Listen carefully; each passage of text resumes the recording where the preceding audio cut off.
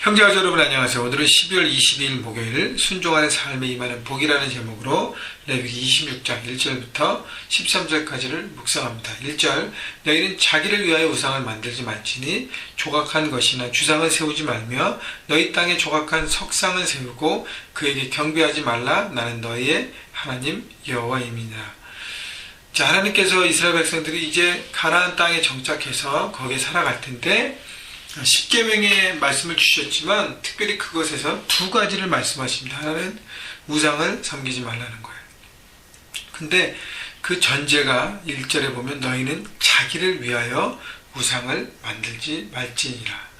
자, 하나님께서 아신 것은 뭐냐면 사람들이 보이진 않는 하나님보다 보이는 우상에게 끌려가는 습성이 있다는 것이죠. 왜냐하면 보이지 않는 하나님은 어떻게 해요? 순종해야만 볼 수가 있고, 그 다음에 우리가 잘 알듯이 내 생각과 내 원함과 내 계획을 내려놓고 하나님의 뜻과 시간과 계획과 그 말씀에 순종해야 하는 것입니다. 그렇기 때문에 참 쉽지는 않아요.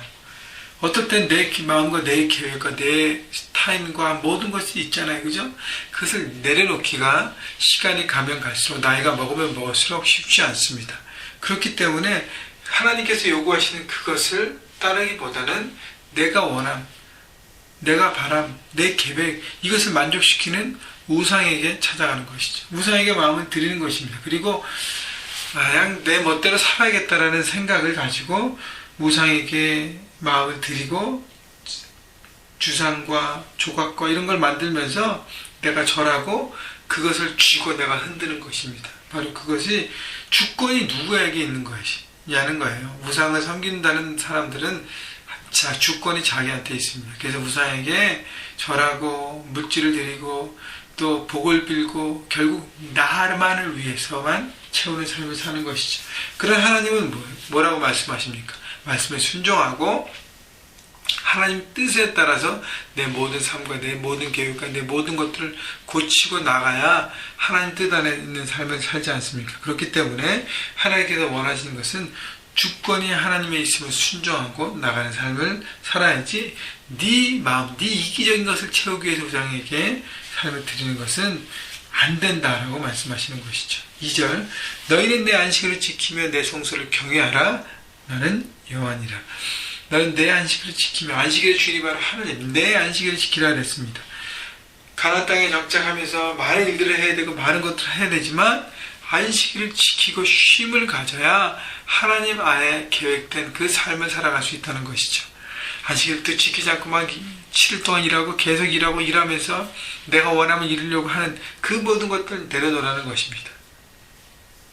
하나님의 질서 가운데 있으라는 거고, 안식일은 하나님과의 관계와 그 모든 것 회복을 통해서 다시 한번 또 일주일 살아가는 힘을 얻고 하는 하나님의 질서 가운데 순종하라는 것이고, 내 성소를 경외하라는 것은 하나님 성전 성소 중심으로 살아가라는 것입니다.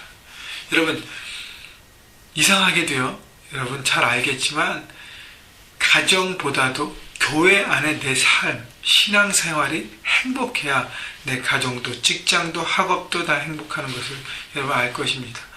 여러분, 그래서 이렇게 하나님과 관계가 제대로 안 되고 하나님의 교회 안에서 올바른 신앙생활을 못할 때 떠돌이처럼 계속 교회를 찾아다니는 사람들, 마음의 중심에 행복과 평안이 없습니다.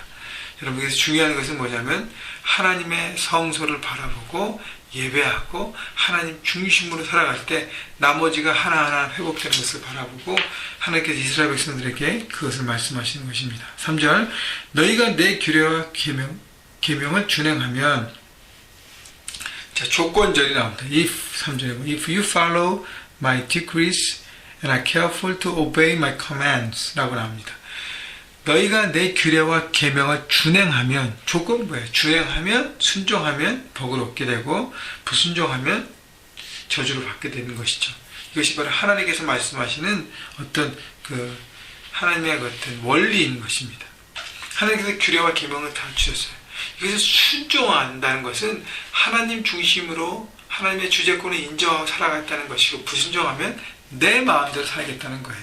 주권이 누구한테 있는 것을 그렇게 보이냐는 것이죠. 여러분, 우리가 입술로 아무리 생각으로 한다고 해서 그것이 그렇게 보여지지 않습니다. 내가 그렇게 살아갈 때, 하나님 주권적으로 살아가는구나.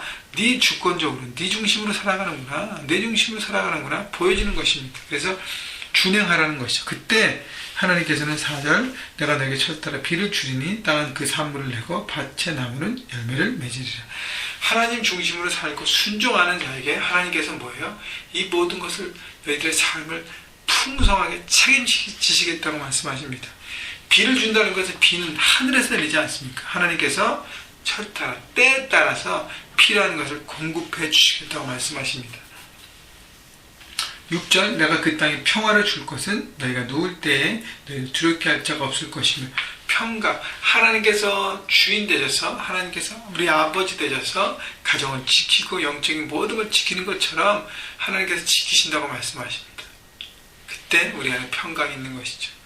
우리 안에 재정 때문에, 사람 때문에, 관계 때문에, 여러분 스테이러스 때문에, 앞일에 대한 미 때문에, 건강 때문에 많은 불안이 있지 않습니까?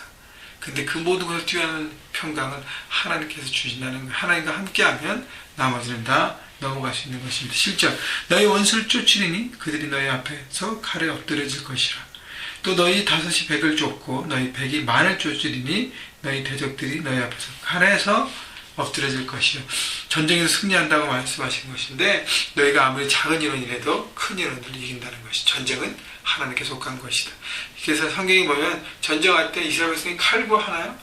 아니잖아요. 여리고 성을 점령할 때 보면 바로 여러분 하나님의 앞에 순종함으로 나갈 때 승리했습니다.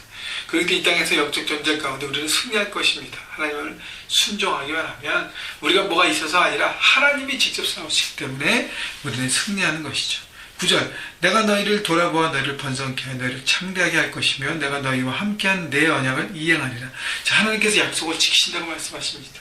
순종할 때 창대하게 하고 번성하게 하고 하나님께서 여러분의 삶을 풍성하고 창대케 하신다고 말씀하십니다. 여러분, 하나님 말씀은 한 번도 지켜지지 않은 적이 없습니다.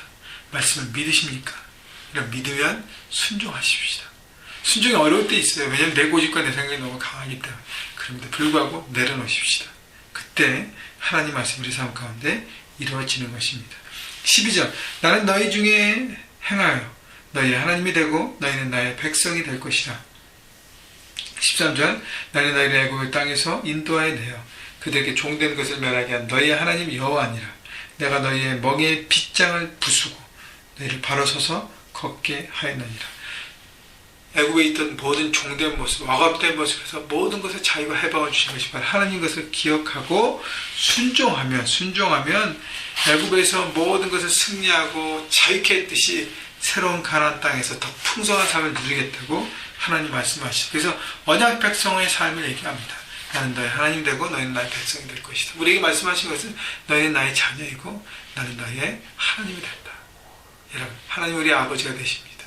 그보다 더 큰 축복이 어디 있겠습니까? 여러분, 그래서 아버지 되신 하나님, 친구 되신 하나님, 동역자로 우리를 부르신 하나님, 그 하나님을 바라보면서 감사하시고 오늘도 내 앞에 순종해야 할 것들이 무엇인지 생각해보고 한 가지 한 가지 순종하면서 한 해를 마무리하시고 새해를 준비하시는 하나님의 언약 백성으로 살아가시기를 주님의 이름으로 축원합니다.